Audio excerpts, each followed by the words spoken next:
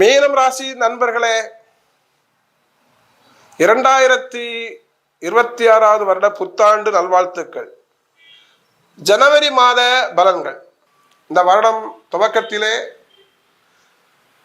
உங்கள் பிள்ளைகளால் உங்களுக்கு பெருமை அடை போகிறீர்கள். இந்த வருடம் நீங்கள் பல நெருக்கடிகளை கடந்த ஆண்டுகள் சந்தித்திருப்பீர்கள். ஆனால் இந்த வருடத்திலே அந்த நெருக்கடிகள் எல்லாம் ஒவ்வொன்றாக நீங்கி வெற்றி பெறுவீர்கள்.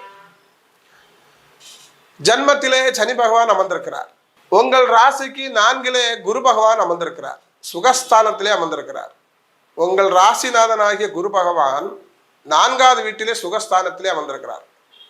எனவே வீடு, காரு, பங்களா, வண்டி போன்ற வாகனங்கள் எல்லாம் போன்ற அனைத்தும் கிடைக்க பெறுவீர்கள். உங்கள் ராசிக்கு 6லே கேது பகவான் மறைந்திருக்கிறார்.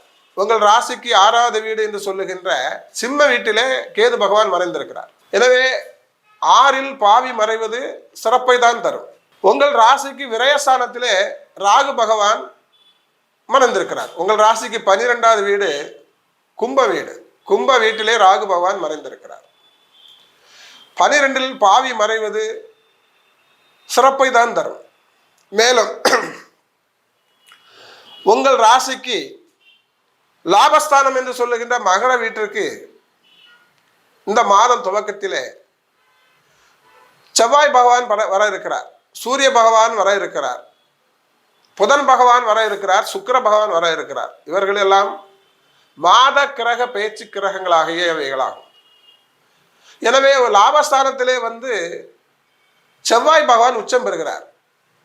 உங்கள் ராசிக்கு தானாதிபதி என்று சொல்லுகின்ற செவ்வாய் பகவான் உங்கள் ராசிக்கு 2வது வீட்டிற்கு சொந்தக்காரர்.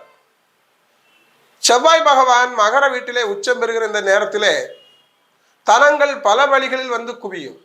இந்த மாதம் 2026வது வருடம் ஜனவரி மாதம் மாதத்தின் பிற்பகுதியில் மிகப்பெரிய வளர்ச்சியை நீங்கள் பெற இருக்கிறீர்கள். பிள்ளைகள் எல்லாம் கல்வியில் நல்ல முன்னேற்றத்தை பெற இருக்கிறார்கள். பங்குச்சந்தையில் இருப்பவர்களுக்கு இது ஒரு ஏற்றமிகு மாதம். ஆன்லைன்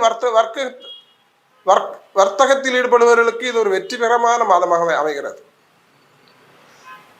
மேலும் பெண்களுக்கு ஒரு ஏற்றமிகு மாதமாகவே இந்த மாதம் அமைகிறது.